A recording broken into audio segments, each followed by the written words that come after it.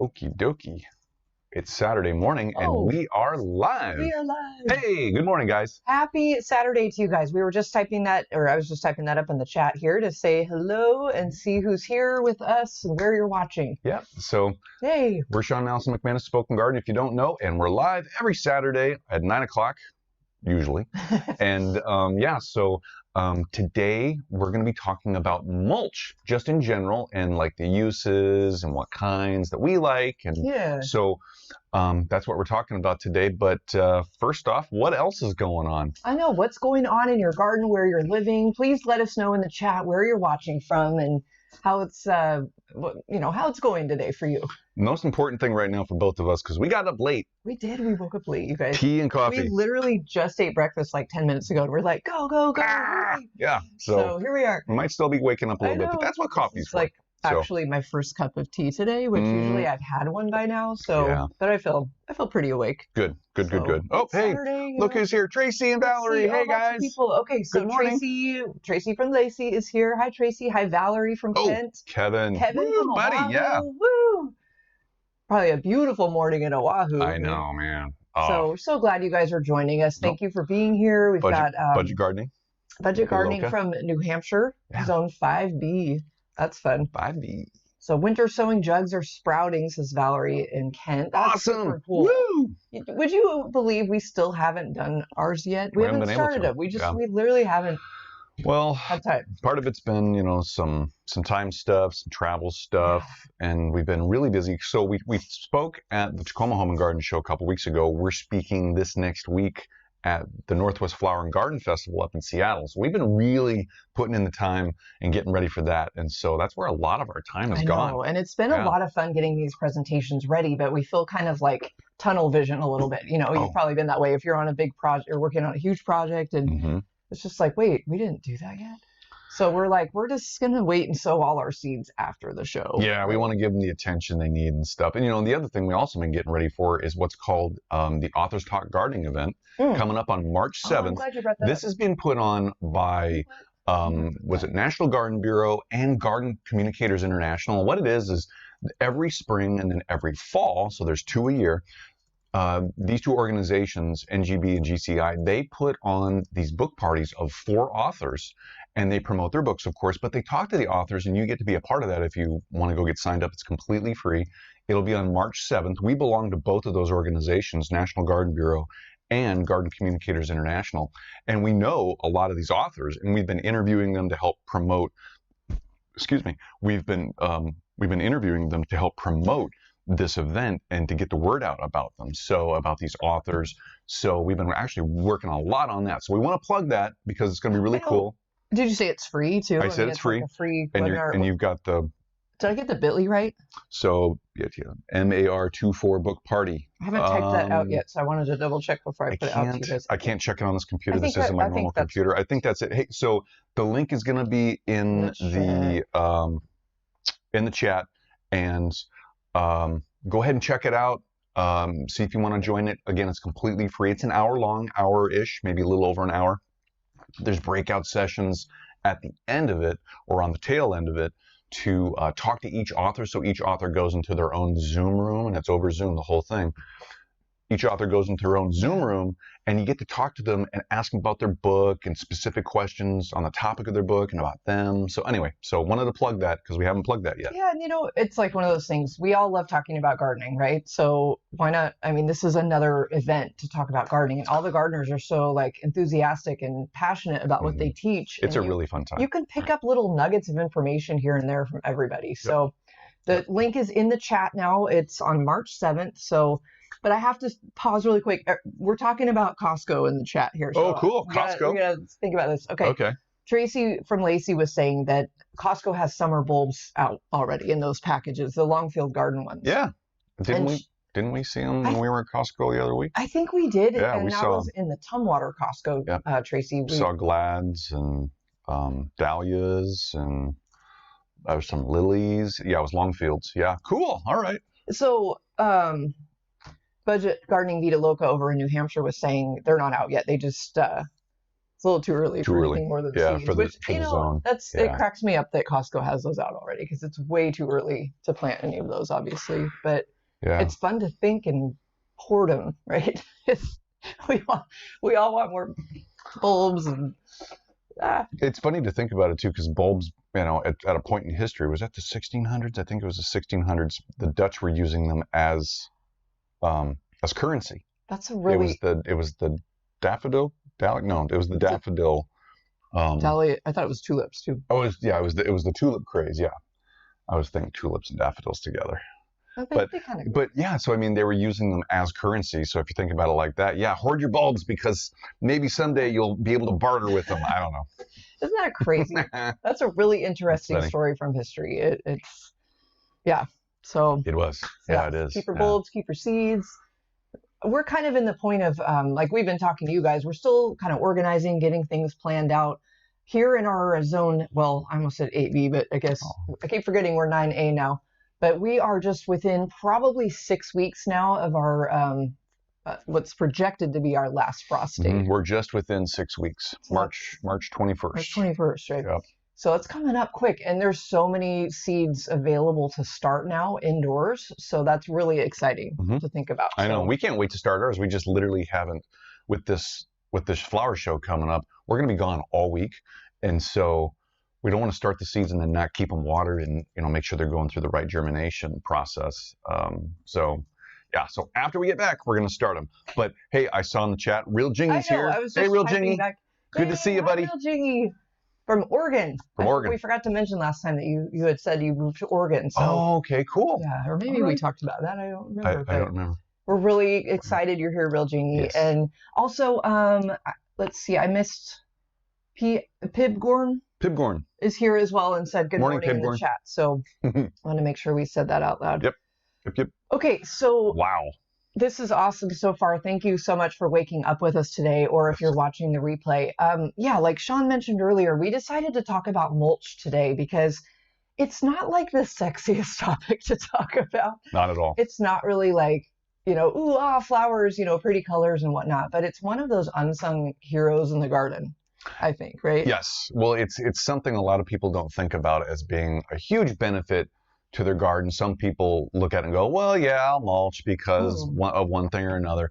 But then, just like anything else in gardening, there's always the group of people that get maybe a little too excited about mulch.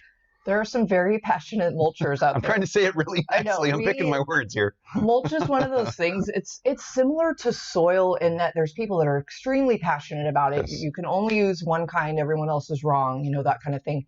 We're not taking that angle, with mulch because as some of you've been watching us and been with us and watching our videos for a while, like that's just not how we roll. We're very open to whatever type of mulch you want to use. Great. So we're just here today to talk about some benefits. And the reason we're skirting around this is because we've actually been yelled at on comments on YouTube for some of our mulch videos. And we're just shaking our heads like, what? And anymore, we used to take some of this stuff really personally. Kind of and now it's just like, okay, you're entitled. It's a free country still. You can have your own thoughts and that's fine. But we like pretty much all the different kinds of mulches because they all have a lot of use, and each one has their own specific use and specific circumstances out in the garden, like between wood chip mulch and leaf mulch and rock mulch and all the different kinds of rock mulch that are out there that you can use. I mean, it's fun. It makes it really interesting, and you can do a lot of different things with just mulch. Well, and there's so many aesthetic reasons to use mulch. There's like sensory reasons, which we're going to get into in a little bit. So we're here just to kind of, give you ideas and get ideas from you as well, because you guys share awesome ideas in the chat. Let's just celebrate mulch today. I mean, we're not here to yell about the rights and wrongs of whatever people want to yell about. That is not what our channel is about. So with that, anything else going on? Let's go ahead. And Neri Ailman is here as well. Oh, morning, Neri. Good morning. Neri's in Utah. What is the weather like in Utah right now? Because everywhere has been so warm this whole winter. Yeah. We are in an El Nino, right? I do air quotes because it's like, I think, they say that weather pattern's happening right now. And I mean, we had a couple weeks of cold weather, sporadically, but it has been very warm here in the Pacific Northwest. Yes, it has. It's interesting. But we're okay with it. Yeah, we're wondering, the interesting question about that is what's going to happen with our bulbs, our spring bulbs coming up? Did they have a long enough cold treatment over the winter? We were just talking about this the other day. Yeah, we went this last week. We got in, saw our garden, and there's some daffodils and tulips popping up. And you can tell if you've grown them for a couple of years, you get to know the bulbs a little bit, obviously. And what happens is you can start to see some of the bulbs, you can tell they're going to flower. They got a solid stem, stalk right there in the center of all the leaves and everything and how they grow. And you can tell they're going to flower. They're developing right now. And then others, you don't see the stem or the stalk for the flower. And all you see is just this nice curled leaf. It's, it's healthy, it's fine, it's growing, but you don't see that stalk yet. And I've noticed over the years, when you start seeing just those leaves, those bulbs possibly didn't get enough cold treatment. Or the other thing is they might not be mature enough yet to flower, because they need to be about 2 to 3 years at least before they'll flower. Most daffodils, tulips, and a lot of other bulbs. I like that option better than just... But, we did get that deep freeze here for a bit. It was here for about a week. Maybe a week. But after that, it kind of just warmed right back up. It got really, really, what do I want to say, mild. Yeah, really mild. But, for the cold treatment for a lot of bulbs, too, I guess we can get into this real quick. We're talking about bulbs. Why not? Most bulbs need a cold treatment of anywhere between, you can really get that cold treatment over about 6 weeks to 12 weeks, maybe a little bit more, depending on the bulbs. Anywhere in the temperature range of 38 to about 50 degrees, but the cooler, the better. Down to freezing is okay, but you don't want to get too much further down to freezing because some bulbs aren't really that hardy, and others are. So it's that temperature range of about 38 to 50 degrees. That's a good chilling temperature to get that cold treatment to then trigger them to flower in the next year. So if you haven't really gotten about 6 weeks or more of that kind of cold, that range of temperatures, there's a good chance some of your bulbs, like what we're seeing with ours, they might not flower. Like fingers crossed, because we actually, I'm glad you explained that, because that always reminds me too, like how that works. And we started seeing daffodils popping up, like, was it December? Almost like maybe early January. It was late December. We were like, what is that? And it was a daffodil. And then we were getting that big freeze coming right after that. It was daffs. It was some of the hyacinth. Really? Not just the grape hyacinth. Oh, right. Regular hyacinth. Because the grape hyacinth leaves usually come up in the fall in our climate. So we know that, okay, there they are. And then they'll pop up the flowers later. Yep. But like daffodils in like early January, we were like, whoa. Okay. So anyway. We will see what happens. Neri got back. Neri said it's snowing and raining in Utah.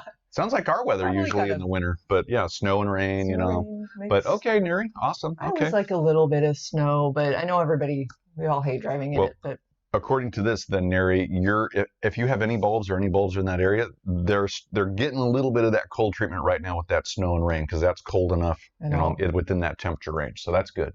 I know. Well, so if you guys have any questions, remember you can always throw them in the chat, and we'll hopefully get to them. Sometimes we get off track with our presentation, but please feel free to ask. You guys are great about that. So let's jump in. We're going to talk about some mulch. Let's do this, man. Mulching. Mulching maniacs. Yeah. So, we kind of laid it out already. We always kind of like to give some benefits, of mulch, but we're going to what we're excited to do is to break down different types of mulch. Yes. And talk kind of a little bit pros and cons, but also just any insights we have into if we've used it or not. And we would love for you guys to chime in as well on those. Please. Yeah. Let us know what you think about them. Yeah. Totally. So with that. And then, Mari from says UK has way too much rain right now. Okay. Good morning, Mari. Thanks for joining us from the UK. That's fun. Yeah. Sorry it's so wet there, but we appreciate you being here. Hey. Yeah. It's 8 hours at least. Yeah. You guys are about 8 hours ahead of where we are right now in the Pacific Northwest. So what's 9:15? So that's about. What, about 5 o'clock there? Oh, that's cool. A little after 5 o'clock in the afternoon. So you probably have something other than tea or coffee right now. Just saying, maybe. I think it's always tea time in England, isn't it? It can always be. I love tea. I drink tea all day. Okay. Getting into it here. So we didn't put any text on the screen here because we just wanted to talk about the benefits of mulch, because there's a lot. There's general benefits. Then you can break down benefits by each type of mulch. Sean and I We have for years at our old house, we would get piles, I mean, like 20 yards plus of mulch, sometimes twice a year. Yeah. And if you can see on that top right picture there, that literally is what our driveway always looked like. We always had piles of mulch or rock. Our neighbors were always looking, hey, is the pile going down yet? Have they gotten to a little bit more of it? And it seemed like it would never end. That's the thing. It's like we were digging into it, but at 20 yards of mulch is a lot. And the reason we would get that is through, some of you might already know this, chipdrop.com. Which is mainly in the US, maybe in Canada. Not sure if it's in the UK, but yeah, chipdrop, one word, .com. I'm going to put that up. And so, yeah, check it out. Free mulch. It's great. And, you know, there's pluses and minuses to using chip drop, and we'll get into that in a little bit. Well, we can talk about it right now because this is one of those drops. That's true. I mean, if you want, I mean, we're right here. The thing is, like, Chip Drop is a company, like you just said, it's mostly US, and arborists sign up to be a part of Chip Drop. So somebody in maybe the local area of wherever you live, let's say they drop a tree, they take a couple trees down, they shred them up in their wood chippers. Correct me if I'm explaining this wrong. Good. You're good to go. And they would literally go to their Chip Drop list, and then they would come just deliver it to your house. So it kind of saves everyone. We're reusing materials from the environment, or, you know, from the area. Like, they don't have to go dispose of it somewhere else, you know, or pay for it like we want it. Is there anything to add to that? Well, in the way Chip Drop is set up too, most arborists or arborist companies, they have to pay a little bit of money to belong to Chip Drop because it keeps the whole thing going. You know, it costs money to have this system online and running, and people to be able to use it and connect people, basically. But what goes on is you can get it for free. You can also put a tip in there if you want to. And yeah, we used to do that because we always thought, you know, the companies are paying to belong to this, and the least we can do is give them a little bit of money, $10, $20, whatever, for 20 yards. I mean, 20 yards for $20, that's unheard of at any other, you know, landscape supply place. It just doesn't happen. So, and it's usually good stuff. It is. And it's mixed up. It's, you know, it's fine particulates of leaves and even wood dust and different things. And then there's larger chunks, shredded chunks of the tree pieces, of the limbs and stuff that they took down. And so it's almost multi-level, multi-layered in a way where you're going to get, especially for this, what do you call it? This arborist mulch. You get immediate effect of the benefit of those fine particulates, a lot of nutrients and soil building materials that literally just filter down into your soil below the mulch. They start building your soil pretty much right away. And then you also get the benefit of long-term breakdown of all those bigger wood chips, the chunkier pieces over time, with still the nutrients and that soil building capacity. You get an immediate effect and a long-term effect, and that's why we really like this stuff. Plus, we're helping people not add to the landfills and the garbage. Yeah, it would break down, but it would, but it still adds to it. It's you know, it's been a great benefit. Okay, so obviously you can tell that we really like this stuff. This is great stuff. You can see in the picture of my hand, I'm holding last year's delivery of wood chip mulch at my mom's house, so we got a different delivery there. Now, there are cons to it. My mom really doesn't like doing this system. She likes getting a little more uniform looking mulch, like more like a bark mulch, which we'll talk more about in just a minute. But what we like about it, like you already said, all the benefits, like things break down and whatnot. What she doesn't like about it, so a con of getting Chip Drop or like a wood chip type, is that she doesn't like the look of it. She doesn't really like the color of it because you can't predict what you're going to get. They'll just drop off whatever they have. Could be fir, could be pine, could be cedar, it could be alder, it could be poplar, could be oak. And all those plants, all those trees have a lot of benefits to them with the nutrient breakdown, and some of the leaves are waxier than others, so they don't break down as fast, and so that could be a good thing or a bad thing. But yeah, there's gonna be some differences, and you're never guaranteed any specific type of mulch. There could be madrone in there, madrona trees. There could be other types of trees in there too. So, and if you're not picky, like we're not, because we go for the benefits, and we're like, we like the look of the mulch everywhere. We like the different sizes, and we don't really care what color it is, as long as it's not like crazy red or purple or something. Usually it's going to be uniform anyway from what you get, because if you get so much of it, you put it out in your landscape, it's all going to look the same. It all melds together. It all meshes together. Yeah, I know your mom doesn't like the informal look. A lot of people like the formal look of beauty bark or something very uniform in size and color. That's really definitely not us. But another con we should point out is one time we got a load of it might have been that picture in the top right there. And there was some like stuff in it, like garbagey type stuff we had to pick out. So it looked like a tarp. It's like somebody, pieces of a tarp got shredded with the tree. Which can happen. They didn't know it was there, or something. So that was a little bit annoying because we didn't want that in there, so we could find big enough pieces to get it out. Sometimes if you've ever run a decent size to a big chipper, like pulled by a truck and it's super heavy, and you can take a chipper, that'll take a round of wood, this big a round of a tree trunk or a big limb. Once anything gets in there, you're not getting it out. It just has to go through, because then it's really unsafe and it's super crazy to get in there and try and grab it and get it out. So you just let it go. Yikes. So I can see where that happens. It actually, in a previous life, in a previous job, that happens. Because I was on the business end of those wood chippers. And yeah. So anyway. Every time you say chipper, I keep laughing in my head because I'm thinking of that Friends episode with they called Rachel's old boyfriend Chip the Chipper because he drove a motorcycle like a chopper, but they called him the Chipper. Do you remember that? I don't remember that. Sorry, my mind thinks of weird things. Oh, that's funny. Good one, honey. Anywho, okay, so let's. But using a mulch like this, really quick, just one other thing. I mean, we haven't even gotten into all the benefits of mulch yet, but this is this specific type of mulch.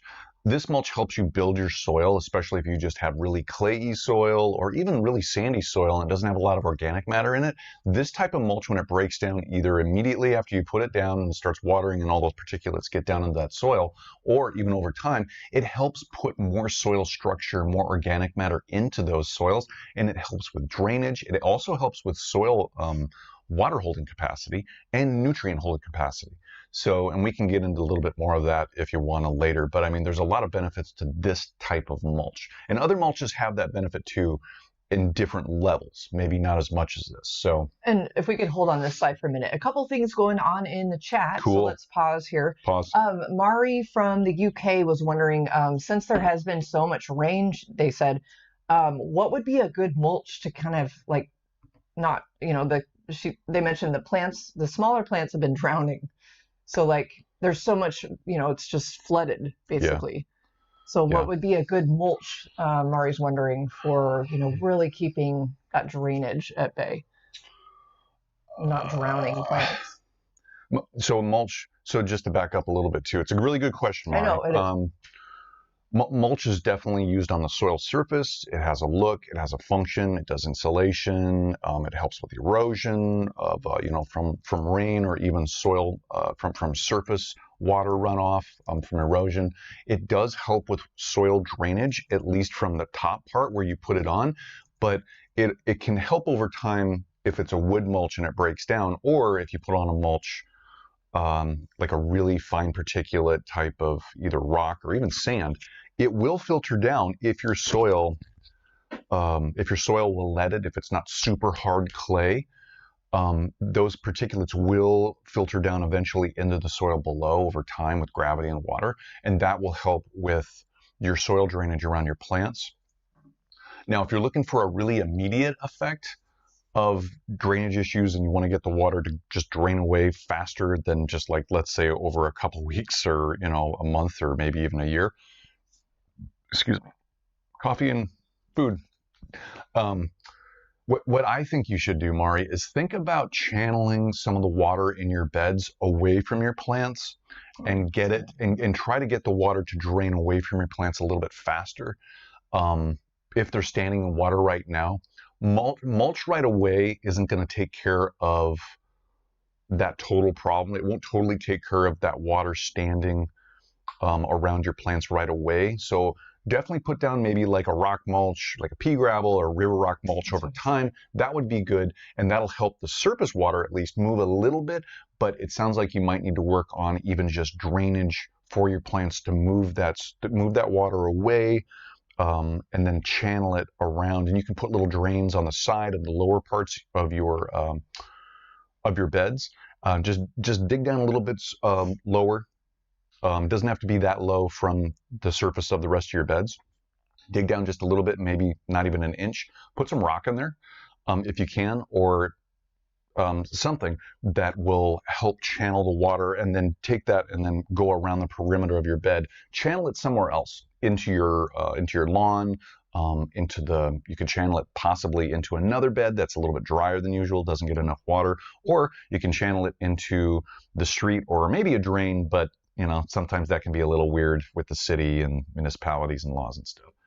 But for an immediate effect, try and channel it. For a long-term effect, definitely maybe some rock or some chunkier types of wood mulch on top. Yeah, I like that. I hope that helps, Mari. Yeah. Let's see. Tracy had mentioned in the chat that she had never heard of chip drop, but she's going to look into it. Oh, sweet. Because she mentioned earlier in the chat, I forgot to comment on this, that she inherited a whole bunch of rock, and she really doesn't like it. Rock. So it's like, get rid of the rock, add something else, which there's a little bit of it's going to take a little work, right? You got to get all the rock out. Yeah. Most likely, if you're rock. replacing that mulch with something else, but it's not like something you can't do, No, it's not impossible. Change it to what you want. Yep. So. Yeah. Budget. Fun. Yeah, it is fun. Budget Gardening Vita Loca over in New Hampshire had mentioned that she had a bunch of dead trees cut down by an arborist, and she asked if she could keep all the wood chips. Mm-hmm. And they happily said yes. So awesome. She got to reincorporate that back into her garden. Awesome. Woo, that's fun. I know. Cool. So maybe if someone in the neighborhood is dropping a tree or something, just doesn't hurt to ask, right? And just say, hey, can I have those wood chips? Yeah, possibly appeal to their pocketbook and say, hey, if you're going to throw that out or have that hauled out, can I have it? And then you don't have to pay for it, get hauled out. Let's get it over here. Grab a wheelbarrow, buddy, and let's go. I know. Or maybe someone wants to get rid of rock, like in Tracy's yard, but maybe someone else would want it. So you could always kind of ask around and see if anybody wants it. Yeah, totally. I don't know. Yeah. Hey. But all right, let's see. Okay. Oh, Mari said thank you. Mari will look for some ideas. Cool. Awesome. Yeah, and if you want a little bit more detail, or if you want to talk about it a little bit more, email us, Sean and Allison at spokengarden.com. Email us and maybe send us some photos if you want to keep talking about it, and we'll see what else we can do to help. So, there's our email in case you need it. Good job. Okay, back to mulch. I know it's a super exciting topic, but again, it's like, it's one of those unsung heroes of the garden. We focus more on the plants and the flowers, but what's going on under that? Yeah, and it's so important too, because have we talked about all the different reasons for mulch? I mean, all the benefits yet? We talked about a little bit about erosion. We talked about soil building. Oh, insulation. Oh, and insulation. And heat retention. Yes. So for insulation, mulch is great for insulating your plant roots. And what I mean by that is, especially for the cold, it makes a great barrier, 2 to 4 inches thick. It makes a great barrier for cold, so the cold can't penetrate deep into the soil and affect your roots or the growth of your plant. A lot of plants' roots like to kind of keep a steady eddy temperature for that optimum growth. They like a steadier temperature, and if there's big temperature swings, that can impact your plant, especially down below the ground. So when you put that mulch down, you got that insulation from the cold. It also helps with insulating your plant roots from the heat. It has the same effect. So if it's really hot out, and again, your plants like that kind of steady temperature to grow all the time, maybe 50, 60 degrees or so, even up to 70 degrees, that mulch will help regulate that temperature underneath the ground, whether for cold extremes or heat extremes. Yeah, I think, and I love rock mulch actually has some good benefits. So maybe we'll wait till we get to the rock mulch slide, but no, talk. It works really well in a Mediterranean garden, or I know, Tracy, you don't like rock, and a lot of other people might not. My mom really doesn't like it either. But, there's everybody has their thoughts and stuff. Oh, yeah. What they like, what looks good. But rock really helps. It kind of keeps the ground at even temperature, and it even heats up a little bit at night, because it keeps like there's like little ovens basically that just keep heating up overnight. And a lot of the plants, if you have them even in a container on the rock mulch, they will thrive, especially like we've done a lot of herbs on just different rock, type areas. I'm thinking of our rosemary, our lavender, loved it. We had lavender planted right in the ground with rock mulch over the top of it. And that, If you guys remember some of our old videos, and we used to show our huge lavender plants in the old front yard, which I really miss a lot, by the way, but they were enormous. They loved it. They loved it. You know, rock is a great accumulator of heat. It can be. And so even brick can too, you know, so different bricks out there, different cinder blocks and all these different things. So they radiate that heat back. Like Allison was saying, it helps with that heat. And not only does it radiate it up into the atmosphere when it's cold at night, and it keeps your garden relatively warmer after a full day of hot sun, but it radiates it down into the ground too. So, you know, it keeps the soil below a little bit higher temperature, and that can be good for those types of plants, like Allison said. More tropical plants, more Mediterranean plants, more dry climate types of plants. They really love that. They really thrive under those conditions. So, you know, when you have rock mulch or some type of brick type of beds, grow things in there that really enjoy that type of activity, that radiation of heat down below, but also up above. I'm thinking of our old tropical container planter. We had this beautiful acanthus, and we sadly lost that recently. That did not make it this winter, but it loved the rock. We used to have that container right on top of it, just heated it up and kept it really happy. Yeah, the last couple of years we've tried to keep it in the shade underneath the tree, and the drainage hasn't been the best, and I don't think we revitalized the soil last year. I think we meant to. Yeah.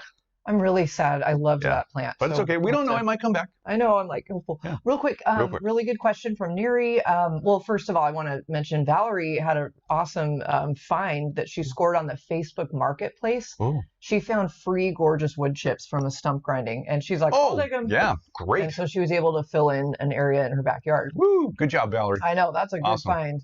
And then Neri asked, "Is black mulch bad for plants?" Who asked? Neri. Neri, it's not bad from the standpoint of its color per se. Anything usually of a darker color will retain more heat over time, especially with full sun exposure in a warmer climate or warmer temperatures. The thing that pops into my head is when anybody buys like a black colored mulch, and it's dyed. It has that dye color to it. Allison and I don't like using those because we don't know, one, what's in the dye, and I don't think on a lot of the bags they break down what actually the dye is.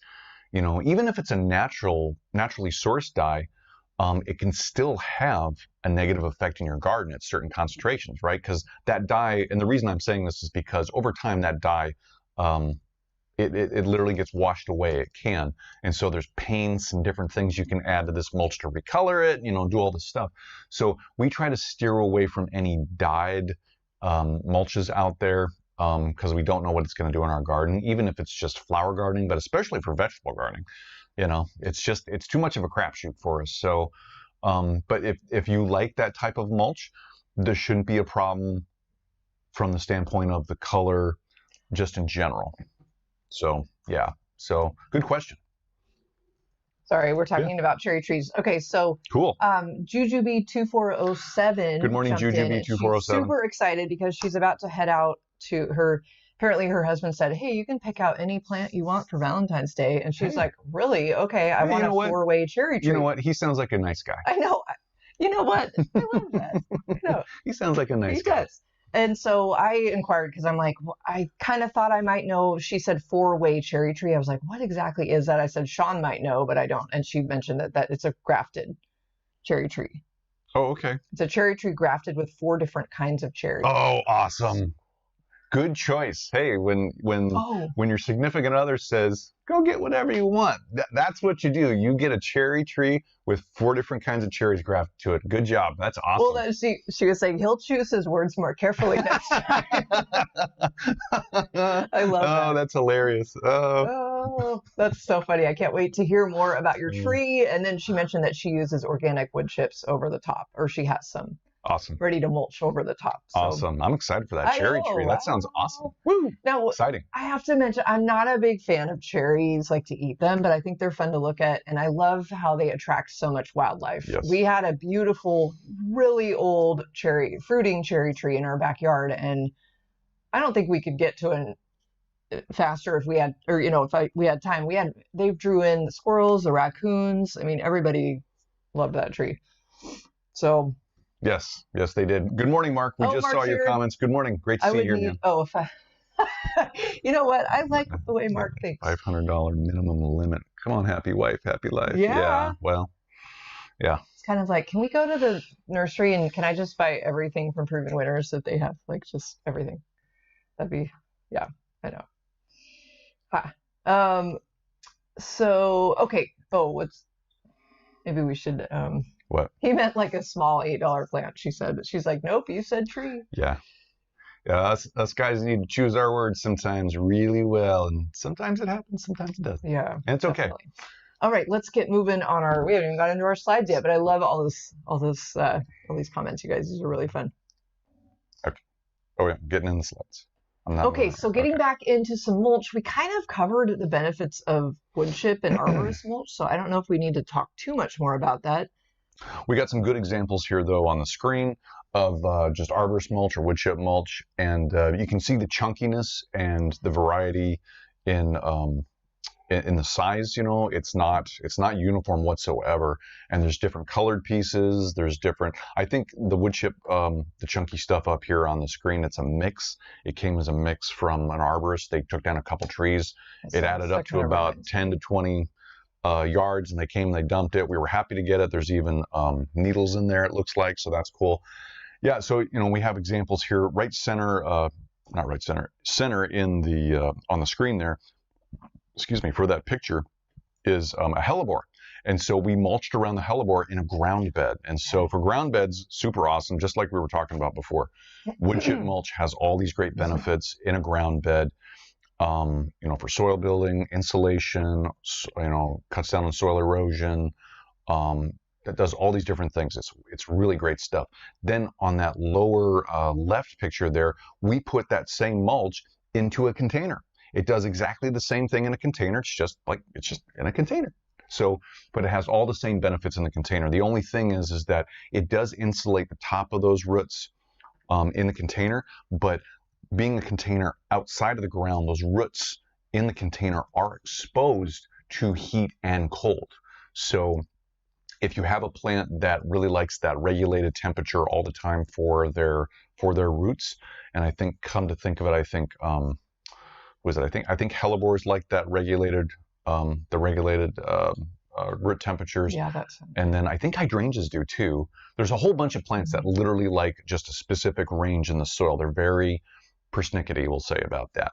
So if you have a plant like that, consider placing it in the ground, so it's more regulated. That temperature's more regulated around those roots. Or if you're going to put it in a container, try to do your best to regulate those temperature extremes for those exposed roots above the ground. Yeah, that's a really good point.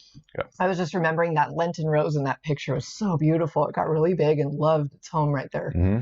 That was fun. Did we take that with us? I can't remember. I don't think we did. I think we left it. So yeah. I hope the new owners of it's doing fine. It's enjoying itself in its same location and it's thriving. Yes, I'd like to think that. Hellebores are fun if you put them in the right. If you put them in the right area in your garden, they're kind of a set it and forget it. They really are. You put them in the shade. You give them good soil. So pretty. Make sure they're just getting enough water. They're kind of a set it and forget it plant for us anyway in our climate. So. I can't remember, Mark, if you're still on the chat right now, if we asked you this before. Can you grow hellebores there in Texas? I'm kind of thinking no because of the shade issue. And possibly the heat, too. Probably more the heat. Yeah. But I feel like we've talked about that. Now I can't remember. Yeah. And hello to Kimberly joining us from Northern Ireland. Oh, that's super cool. Morning, Kimberly. So we're so happy you're here joining all of us in the chat and just hanging out because we have such an awesome community here. Everybody loves talking about gardening and sharing ideas and stuff. So we're really happy to have you here. Being from Northern Ireland, Kimberly, do you use wood chip mulch? Do you use a mulch in your garden? Is it compost? Is it leaves? If you use it, what kind of mulch do you use? What's common in Northern Ireland? Yeah, great question. Let us know in the chat. And cool. Before we go on to the next slide, let's check out our poll now. This is fun to see from you guys. So we asked, what type of mulch do you use in your garden for today's poll? And right now, wood chip mulch is in the lead, 41%, followed by compost, and then followed by I don't use mulch maybe yet. Ooh, okay. And not too much on the rock or pea gravel. That's kind of like a 5%. Mm-hmm. So yeah, that's cool. No, that is fun though. That's cool to see. I love seeing the wood chip mulch as the leader. I do too. And there's a lot of different kinds too. It just doesn't have to be, the arborist mulch. There's other wood chip mulches out there. Yeah. Yeah, and also that's interesting. Yeah, runner-up compost, always good. Usually it's a finer particulate, so it breaks down faster, but you might want that too. That's the thing about mulch. It doesn't have to be perfect, but it can be a lot of different things for you, and it's just right for you. It might not work for other people in their garden, but it's what you need it for and what it's doing in your garden. That's what makes it fun, and that's why there's a lot of different uses for these. I know, I love that. Yeah. So. Real quick, hello to, is it Lizelle7 from Vancouver, Washington? Oh, you're practically a neighbor. Good morning, Lizelle. We've got Kent here. Excuse my voice. We're in Ocean Shores right now. We've got Vancouver. We've got Kent, Washington. We've got Lacey, Northern Ireland. I was just thinking the Washington. Oh, Washington. Okay. So kind of a lot of PNWs. Awesome. PNW represent. But we are worldwide right now in Northern Ireland and the UK. So this is amazing. Awesome. Okay. Back to. I'm back at it. Where are we? So. Arborist mulch. Whoops, wrong way. Let's see. Kimberly from Northern Ireland, just said, no, I don't use mulch, but I'm looking into it. The benefits, we have such unpredictable weather, and love the gardening community on here. Awesome. Great, so do we. Thanks, Kimberly, for letting us know, and that's really interesting. Okay. Mm-hmm. It is. Yeah. So I'd be curious to see what you end up liking or thinking would work well in your garden. Okay, next up here. Woo! It's like. Cover your eyes for some of you, because we know that some of you are not really excited about the rock or the pea gravel, but it's fun to talk about because we actually are big fans of it in certain areas of our garden. For certain plants. Yes. It does actually, we both love it for the herbs. It's just like we just talked about a few minutes ago for lavender, rosemary. Whether the plant is planted in the ground with rock mulch around it, or it's actually in a container sitting on rock mulch, they thrive. They love that heat. Mm-hmm. They do. They really do. Yeah, we had a lot of success at our old house in the front yard that got about midday, at the height of summer, it was about 11 o'clock or so in the morning on, it got full sun. Before that, it was pretty much full shade, but after about 11 or so, it was full sun for the next, anywhere from 6, 7, 8+ hours. And we had crushed, we had 5/8 minus crushed gravel as the walking path around the whole front. And then we had raised beds that were cinder block and topped with a nice capping stone.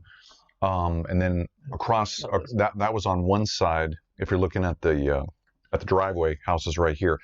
What I just described was all right here on the front of the house. On the other side of the driveway, it was all pea gravel. And we had not only raised beds and stuff in there of wood, which still retains some heat, but it was all pea gravel and it was all angled down. At the bottom, we had 3 different lavenders, English lavenders all planted down there, and they exploded. They were so big, you guys. It was like the kind that people grow when you go to, if you've ever been to a lavender festival or I don't know, something you'd see at a botanical garden almost. Yeah, or like lavender farm. I mean, literally, it was like a big ball every year, and it just kept growing.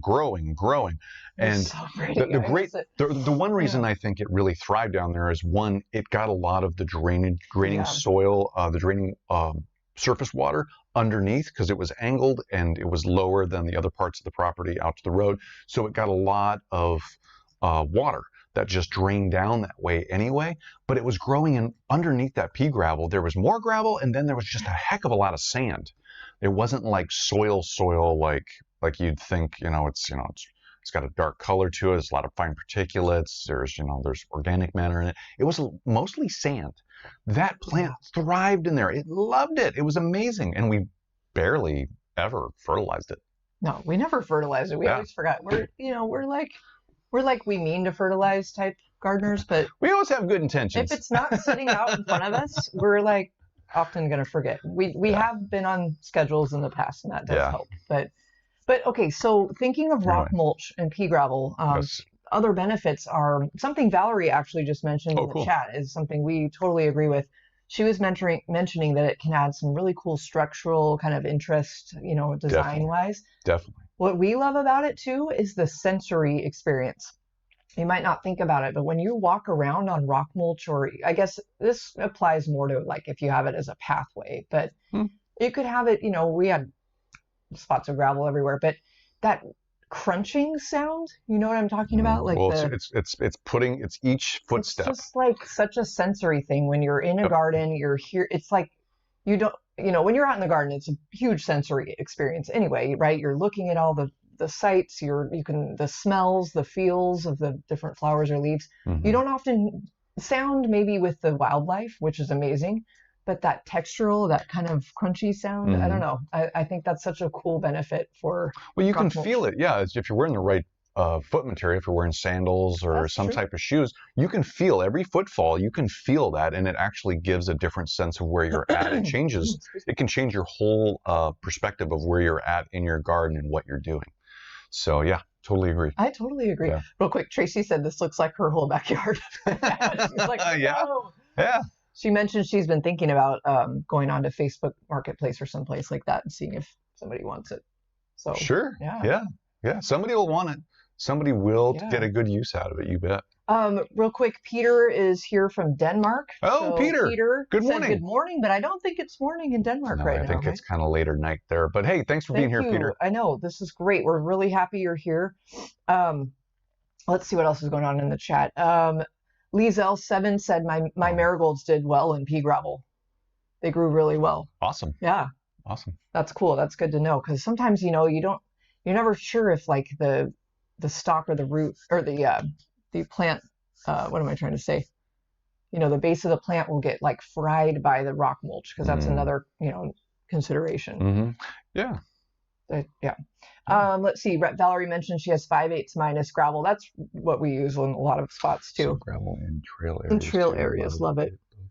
Oh, totally. Yeah, right. It's totally Valerie. Sensory. I can't even talk. Hello Massachusetts is here. Alicia Blaze. Good morning, Alicia. Oh, hay or straw, you could even say. She says she uses hay on her raised beds. I hear that and I go, hey. Hey, that's right. Hay and straw, are those considered two different things, or are those the same thing? I'm kind of like. I think it can be used. A little bit of a difference. It can be used in the same context. It just depends on who you're talking to.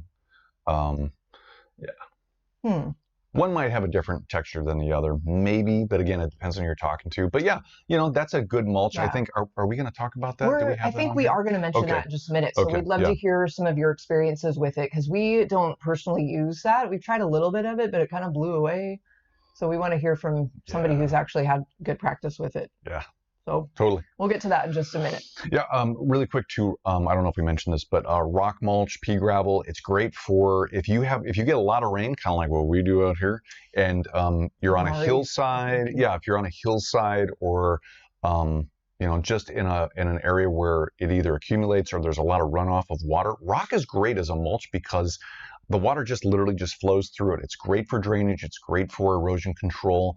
If you get different kinds of rock, like you see up here on the screen, that the bigger picture of that, it actually will, with all the different angles, it almost locks together. It basically locks together, especially on a hillside. And so it won't move too much at all over time. So if you get that type of rock, it's great for, like I said, hillsides and even just different areas where you just literally want all that water to just flow away and not move soil or erode plants out. So. Okay, pausing on that. So back to the hay versus straw. Now I remember this, and you will too. We just don't think about this or teach about it.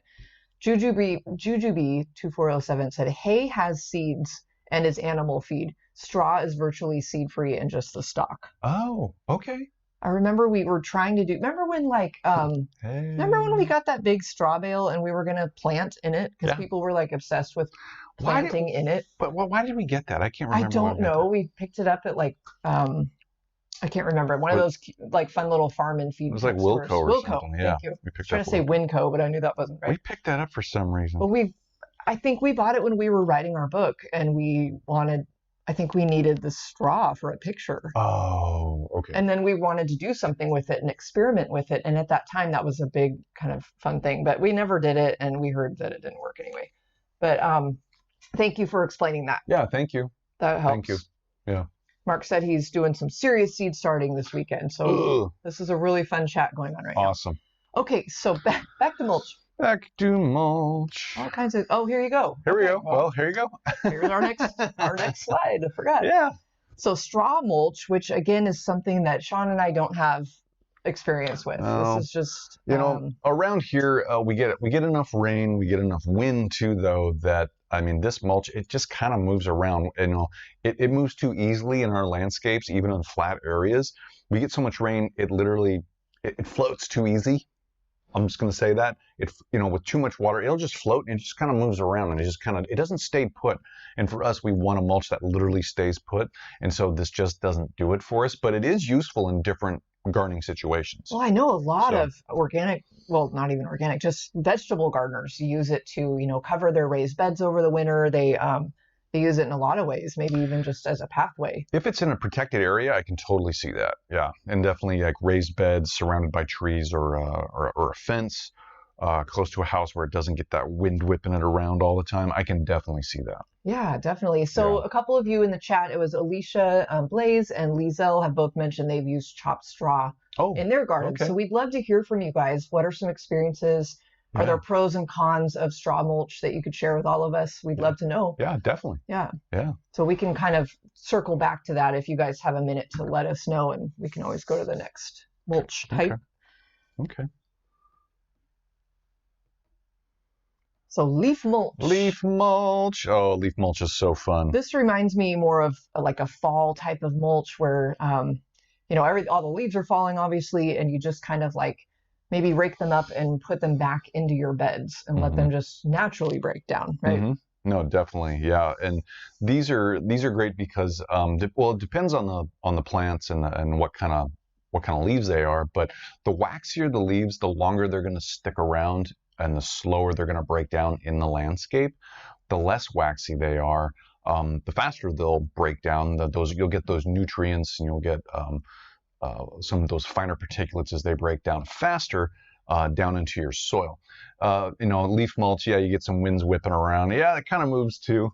But yeah, leaf mulch is great. It's fun to use leaf mulch. Put that over the soil, pack it about 2 or 3 inches maybe, and then over time it just compacts down. Throw some wood chip on top of that. Now you've got a nice layer of those leaves. And that is really, really good for, if you do it that way, it's really good for weed suppression. Because now you've got just all these overlapping leaves, and it still lets the water through. But light cannot penetrate through that at all, especially with the wood chip on top of it. And you want to suppress weeds, that's a really good way to do it. Yeah, and I love, both Valerie and Tracy in our PNW area are chiming in that they've definitely used leaf mulch. Awesome. And I'm thinking we have tons of trees here, so it makes sense. But now there are some cons to leaf mulch, right? Because couldn't there be some, like, you wouldn't want to, and you don't necessarily know if there's any diseased pieces or any slug eggs or things that you're moving onto your plants, right? Yes. Coming from the leaves. Yep. Like, slugs sometimes, but really the disease piece of it, that's something that's really hard to control. If you have a diseased tree, this is a definite downfall of leaf mulch. Yeah, if you have a diseased tree or plant and you keep those leaves that show and house the disease on them, you're just going to perpetuate that disease for at least another year. And it could not only affect the tree or the plant that it came from continually, but it could affect more plants around it. So make sure if you're using that leaf mulch, make sure it's as disease-free or pest-free as possible. Yeah, definitely. But this is one that a lot of us use because it's naturally readily available. Like Tracy said, it's free. Yeah. So why not? And Budget Gardening Vita Loco says she uses shredded leaves on flower and vegetable gardens. Awesome. Awesome. Yeah, so that's kind of fun to think about.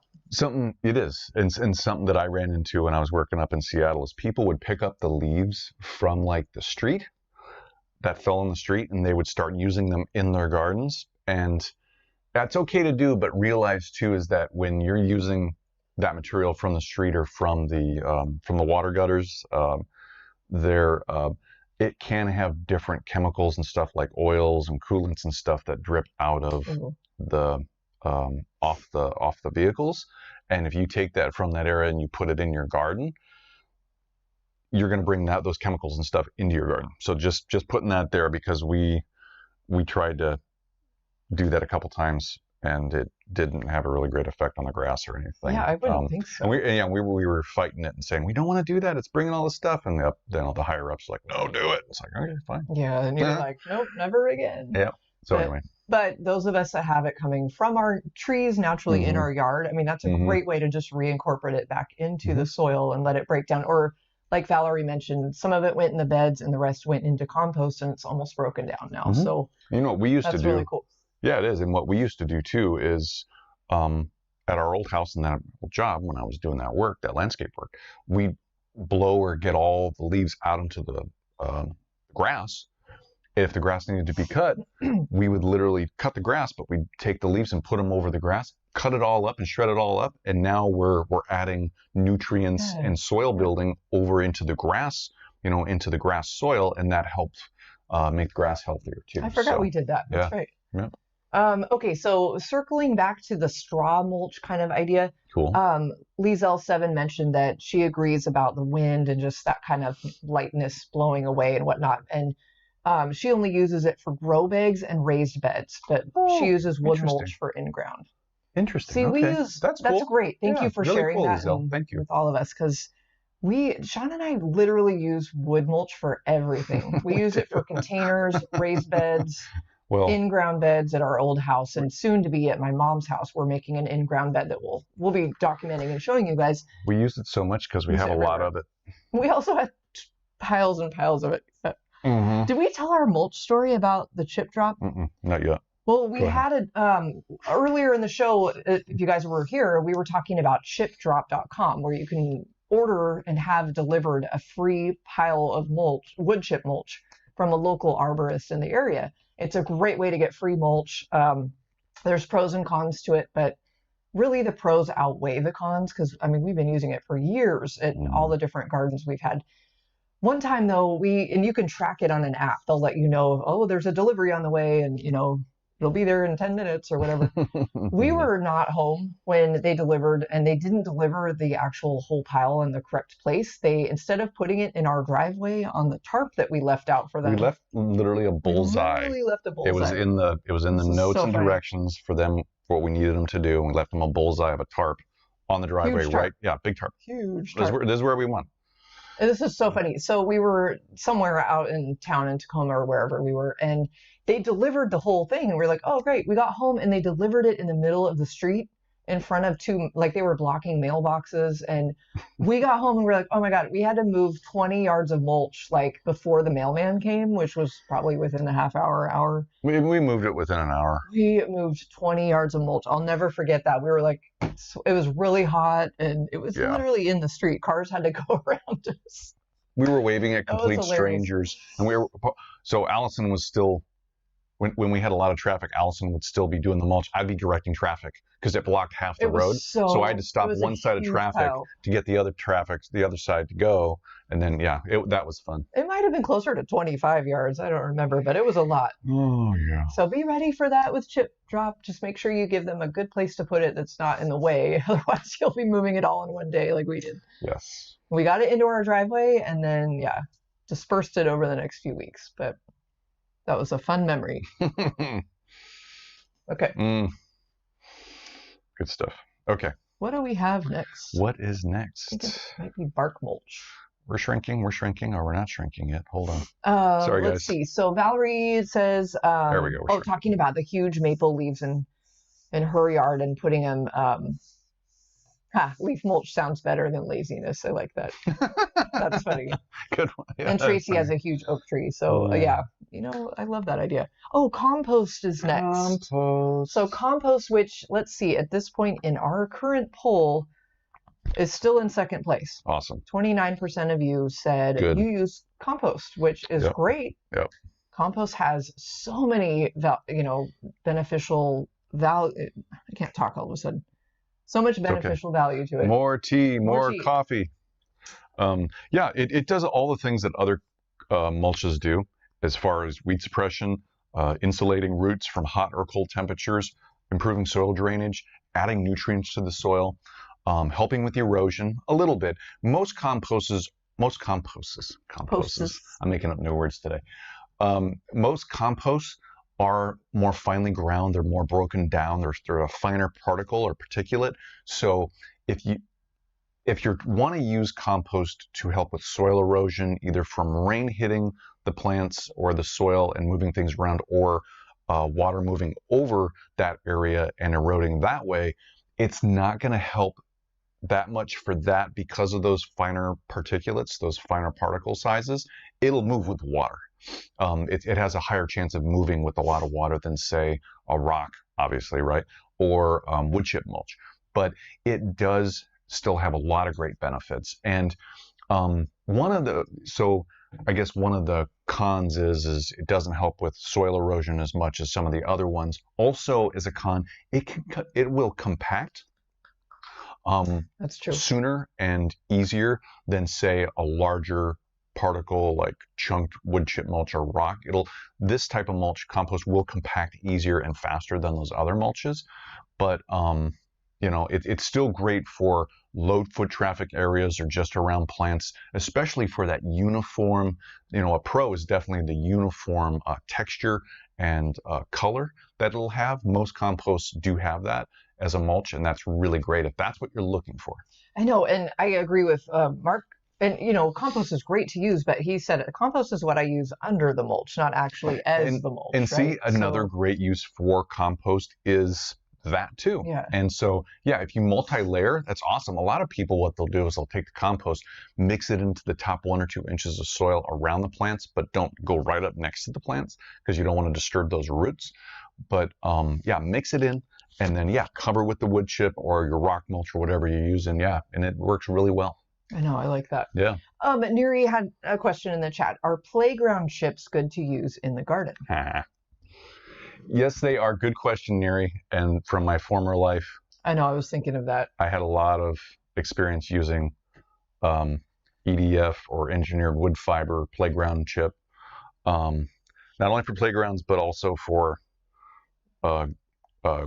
gardens, because we would take the old stuff out, put it into the landscapes of the schools, so we didn't have to throw it out. So you know what, it works fine. It's great. It's still really wonderful for weed suppression. Again, most of the time it's engineered wood fiber, but if it's old too, it'll still have more uniform to it than, say, other wood chips. So the only thing with engineered wood fiber is there's really no nutrients that it brings into the garden. But if you're doing like Mark suggests, and we just talked about, if you're adding in compost into the soil already and then putting that engineered wood fiber over the top of that as your finishing touch of your mulch, that's great. There's nothing wrong with that. Just make sure to realize that if you're going to use that engineered wood fiber playground mulch, playground chip, there's not a lot of nutrients from it. It doesn't really build soil structure. So there is that to consider as a con. Yeah. So hope that helps, Neri. Yeah, good question. Okay, let's go ahead and move to the next. We're almost at the end here of the types of mulch. I think this is the last one. Beauty bark. Which, beauty bark, cedar, chip mulch, right? Bark mulch. It might have some different names. It is different technically than like arborist mulch, right? Wood chip. You could say it adds beauty to the landscape. Oh, wow. How long were you waiting to say that? My goodness.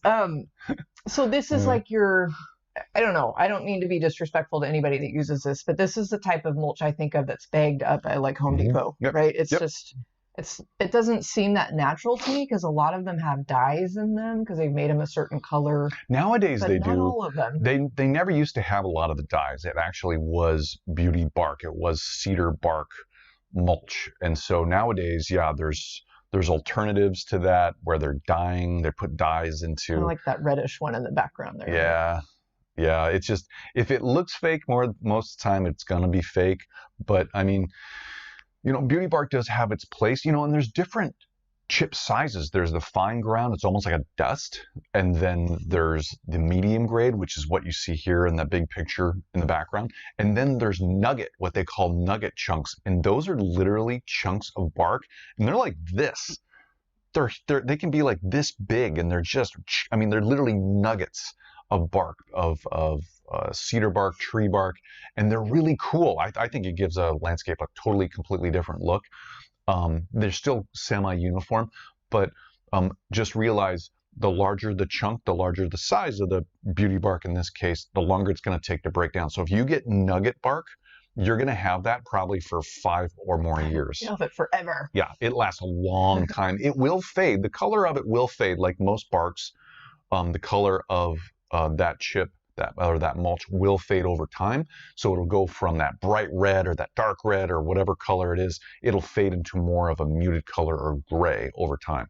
But it's interesting you said that. I'm reminded of a neighbor kind of back in our old neighborhood that would use bark chip mulch in different colors and make like a striped pattern.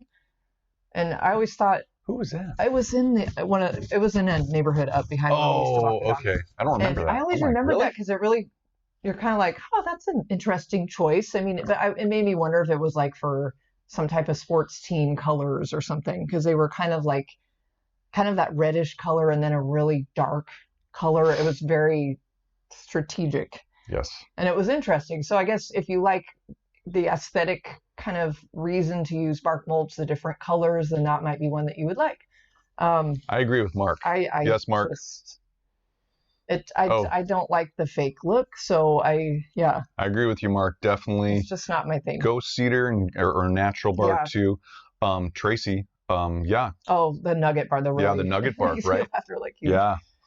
But yeah, so I mean, everybody has a preference, whatever. But I think most of you can tell probably from this whole presentation that we're very prone to the wood chip, the really natural. We want something that's going to not only look decent, but also break down and add nutrients and build the soil. We have direct evidence of that working in our old yard. I mean, we had a landscape that was 40 to 50 years old. That was my grandparents' house that we lived in, which, if you saw our videos. And the plants were, they were old. The soil was really thin. They weren't really cared for by the end. My grandpa couldn't keep up. But they didn't use mulch at all. It was bare dirt. It was grass and then bare dirt. There were roots coming into out of the beds for all the plants. Yeah. And so the plants were literally just in dirt. There was nothing around their roots or on top of the soil to protect the soil, but also build the soil and insulate all that. And once it was interesting. Once we moved in together and I started working in the yard with Allison, well, I suggested we put in some arborist mulch, some type of mulch over this bare dirt. And we did. And within about maybe, I don't know, about a month or two, the plants just literally perked up. They just automatically just looked better. They were more colorful. They had more flowers. It was pretty amazing to see that transformation that fast. And so, yeah, it was really fun to do. So anyway. Definitely.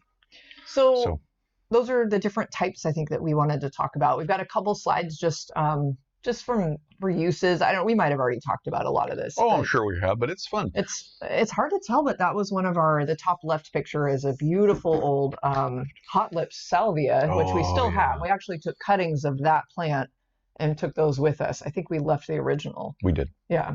But we had bark chip mulch, or not bark chip, we had wood chip mulch around it. It thrived. So that was a ground bed use.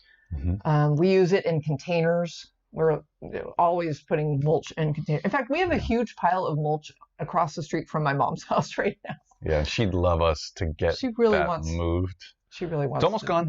Julie, we're working on it. If you're listening, we're working on it. So. We always have piles of mulch wherever we go. I think we do. It's so funny. It is funny. And we have a soil pile too, but we're working on that. But yes.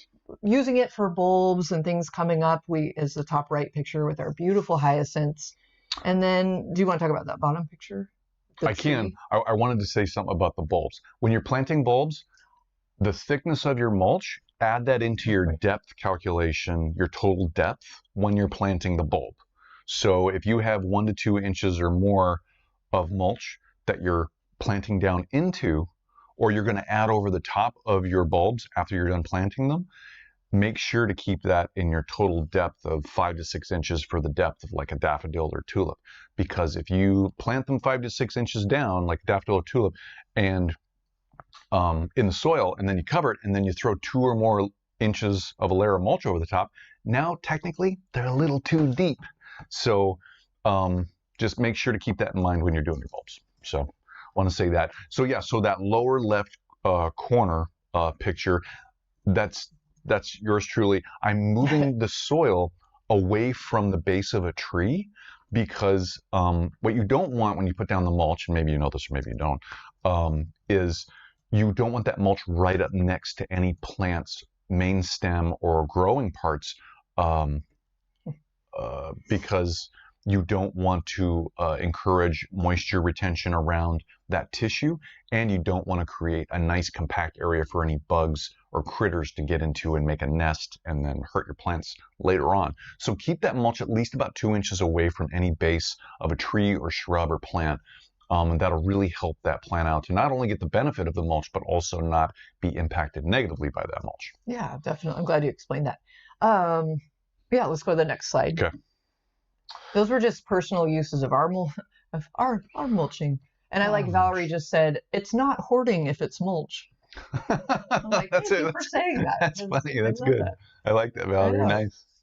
Yeah. So here's some different ideas of using mulch in the landscape. Maybe we could move our picture over a little bit on that bottom one. Sorry, everybody. Okay. You don't need to see me. So yeah, there's different mulches being used in different pictures. Some are just using rock as a pathway. I guess that's not technically a mulch, but it's kind of fun to see with the wood chip mulch in the middle, and it's weed suppression too. And you're right. You know, yeah, it's erosion control, and yeah, so you know, use the rock as a. You can use rock or wood chip mulch for the pathway, but also in the garden you can use it around. You can see that center lower picture there. It's great around hedges. To define any issues or any areas between a hedge and say another bed, or even for grass. It's a barrier between plants and grass. Yeah, it's really great to use. You know, and a question comes up, and this is something we have a video on from 3 years ago, I think. Maybe we need to update that at some point, but it's one of our top videos ever. It's how to like separate mulches, you know, like different mulching or different edging type barriers to keep your mulch in place, you know, like, so if you're looking at that top left picture, I'm noticing that my question would be, how are those not mixing together? And they probably are a little bit. Very carefully. Very carefully. And, you know, it's not a big deal. I mean, we all like a lot of us like that natural look. It's okay if our different materials kind of mix together a little bit, right? In general, yeah, I think so. If it was you and I, if it was you and me, whatever proper English is, we would probably put a barrier there, like either a natural or plastic type of barrier to keep everything kind of separated. No because plastic. Okay, well, we would put something there more than likely to make sure that they're not mixing, because those definite lines, it looks like from that picture somebody was going for a definite line and a different difference between the two mulches, and so you wouldn't want them to mix. It looks so perfect too. They probably just straightened it all out before they took that picture. I love the look of the darker wood chip mulch with that hosta in the bottom left too. Really, yes, that contrast is beautiful. Which is a great benefit of mulch as well, which a lot of you probably already think about. It's just that contrast. It really makes your plants pop, makes the leaves pop. I mean, it really just enhances that look. And it's nice. Maybe people don't want to hear this, but beauty bark, it does exactly that. It helps your green leaf plants and all your colorful flowers pop because of that darker color of the beauty bark. It was, I'm sure that's one of the main reasons they produce it, make it, sell it. It does what it's supposed to do. Especially in all the different colors they have available. Well, now all the different colors, it's kind of crazy. But I think that you can achieve that look with a wood chip mulch that is dropped off by, chip dropper, or getting it from a neighbor or something for free. I also think a pea gravel or rock mulch can really help enhance certain colors. So you've got a lot of options. And those of you that are, you already know you've got wood chip, that's what you like, that's what works, and you know it. I mean, it's great. And maybe some of you weren't quite sure, which type of mulch you want to add, or like what what look you liked. So we hope that some of these ideas maybe maybe helped you, just gave you some ideas, I guess. I like what you said about the rock contrasting for certain plants, like a grayish rock, a light gray, or even a really bright gray. That helps, I think, really accentuate like a lavender flower. Oh, it does. And Yeah, even the lavender leaves, because I mean the lavenders have that grayish or bluish tinge to some of their leaves, and even like what do I want to say, salvia. Some sages out there, so that contrast of that gray with that green, and then the bright purple or red or white flowers, awesome. That's really fun to think about, and you made me think of color, and I'm kind of like I have an idea brewing for a future live about flower color and design and stuff, because one thing we're experimenting with this year, which is kind of a big trend right now, is darker foliage color. So there's a beautiful hydrangea coming out that we feel really lucky enough to grow it's called Eclipse. It's this gorgeous hydrangea. It has these dark leaves. I think it's a big leaf. I believe so. It's a macrophylla, but it's beautiful. Got these dark leaves. What's going on? Make us bigger. Make us bigger. Make us bigger. But what I was thinking, you reminded me of that with the color and the contrast of your mulch with different. We have actually some silver plants coming our way this year from the different companies we work with, and then we have some darker foliage. So I have some ideas I want to run by you, but it's just fun to think about what would mix well with like a dark foliage color. I think a wood chip would look good. Yeah, I think too, that darker color, you could do some alyssum. Total contrast of light and dark. Yeah. It's too bad the impatiens are more shade, but because going with that hydrangea. But the hydrangea likes partial shade too, so maybe a mix of the hydrangea, where the perennial hydrangea with the annual impatiens, that might work. And that impatiens would have that light kind of, I don't know what to call it, kind of green. It's just a very delicate kind of green, a soft. That's what it is. It's a soft green. That would be beautiful contrast with that. I think we could mix some of those impatiens and whatnot with some caladiums too, and do some really pretty contrasts. Oh, you know what? You just reminded me. I'm so excited, you guys. Oh my gosh. You just reminded me. Those planters we made at our old house on our deck the last year we were there, that last summer. It was the coleus, the sweet potato vine. Or potato vine, and then it was those impatiens, right? It was a double. Yeah. It was a beautiful double impatiens from Proven Winners. Yes, and it was gorgeous. That I remember which one. Those impatiens. That's what I have in my head right now. Is the impatiens, light, soft green leaves, contrasted now with that eclipse.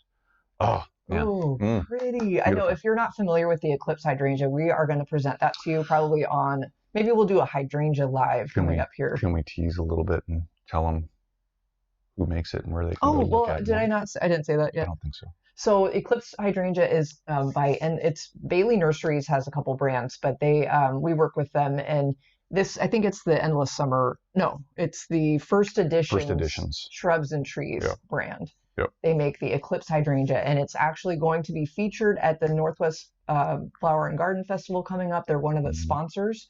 So you will see, if you're coming to that show, you're going to see a huge booth. If you're not coming to the show, don't worry, because we are planning on going crazy. We're going to try to go live just about every day. It might only be on Instagram, though. But it could be here. We might be able to go live on here. YouTube a couple times. Yeah, it's going to be from our phones, so just I know. Be ready for that. So it's going to be a little different than this. I know, but we want to bring it to you and show you ideas and maybe design ideas and new tools or things that we think you might think are useful or fun.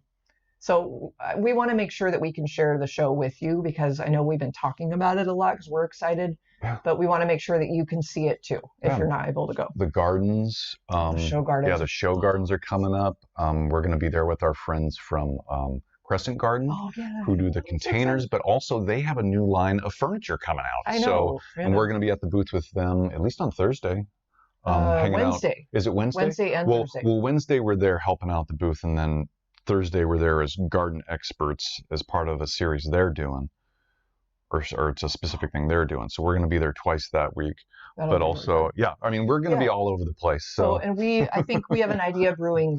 We'll be able to get into the show gardens before the day opens, basically. And we want to bring a video to you guys so you can see the show gardens and maybe pick your favorite, because they do a bunch of judging and, people compete and whatnot. Maybe we do that'd be really fun. If we can, maybe we do it once a day in the morning early to get in there if we can, if we have time and we don't have any other obligations. Get in there and show specific gardens throughout the week, and then we don't try to have to do it all in one day. I think I like that idea better. That takes the pressure off of us to do it all in one day. And I'm sorry, there's people in the audience probably like, what are you guys talking about? Liesel just asked, where is this? We're talking about in Seattle starting next week is a big flower show. On Wednesday. Yeah, it starts on Wednesday. We're going to be there from Monday through Sunday. So we're literally there all week. Mm-hmm. So, people, all of us gardeners get excited about seeing what's new, we want design ideas. We want to see what new flowers and plants. I like the new plants and flowers. I also like the new tools. There's always different tools and new tools there from all the different, regular, usual suspects, but then newer companies there too. So, you think Daisy, it's not Daisy Chain, Daisy Planters. Our buddy Jeff, he owns this company out of Oregon. He's awesome. He knows his stuff about irrigation. They have a company called, I think it is Daisy Chain Planters, and they're going to be there. So if you've never looked at those, try to search for them online, check them out. But also they're going to be there. It's going to be fun. We're going to see a lot of old friends and people and companies that we've known for a long time. So anyway, I'm just getting excited. I know. And what I was thinking too is this show's in Seattle next week. There's the Philly Flower Show coming up in March. For a lot of you on the East Coast, we're hoping to attend that in the future. We're not going to go this year, but there's lots of other home and garden shows maybe in your area and whatnot. Check them out. Some of them, they're either free or fairly cheap attendance usually, or not attendance, entry fees usually. And sometimes it's fun to just go and look at displays and just kind of get inspired. Yeah, if you can, go check them out. I mean, you're gonna get inspired. You're gonna get ideas. You're gonna see new stuff, and that's always a good thing. Every once in a while, it's always good to see new products and new plants out there. And then bring it back to one of our Saturday lives and tell us all about it. So then we all know. Great idea. And we're gonna have a future live coming up here where we'll just kind of talk about the show. So that'll be another chance for you to see some show gardens and some things that we saw. Yeah, that'd be fun. That'll probably be our first live when we come back. Yeah, maybe we'll do a showcase of some of our favorite companies and products. Yeah, I love that. And people. Maybe we should do that too. That would be really fun. So help get the word out about different products and people out there. I love that idea. So. And you guys, speaking of upcoming live topics, a lot of you gave us some really cool, fun ideas last week on last week's live. Yeah, you did. And some of you even commented when you watched the replay and gave us some ideas. So we have recorded all of those. We're going to start working on some of those and see what fits into the content that we know that we can teach about and that we feel good, about bringing to you and whatnot. Yeah, keep those ideas coming. Email us at SeanandAllison@spokengarden.com with any topic ideas you want to know more about that we can help you with, or put it here in the chat. Or in the replay, do it in the comments. Let us know. Yeah, we want to be helpful as much as possible, and we want to talk to you about all the gardening stuff going on. So. I know you can tell we're excited. So you know what? We better wrap this up. It's almost been an hour and a half, you guys. We are so thankful that so many of you have been with us since the beginning. Thanks for hanging in there. So we're sorry we talked so long. We have an interview coming up too, so we got to get ready for that. Oh gosh. But we are so thankful that you were able to join us today and be a part of this. Thank you for being here. Thank you for all your comments and questions, the back and forth. Super awesome. We will not. No, we won't see you next Saturday. No. We won't be here live next Saturday, but Saturday after that we will. So, but feel free to email us, comment, whatever, and you'll see more from us coming up this next week for sure. I know, it's like prepare to be flooded with a whole bunch of garden show displays and new plants the week after next. Yep, we're going to blow it up. So we'll see you guys then, and have a great weekend. Have a wonderful weekend, you guys. Happy Valentine's Day. Oh, yes, or happy Valentine's Day or whatever you celebrate. And we'll see you in about a week, 2 weeks. See you guys. Bye, everybody. Bye.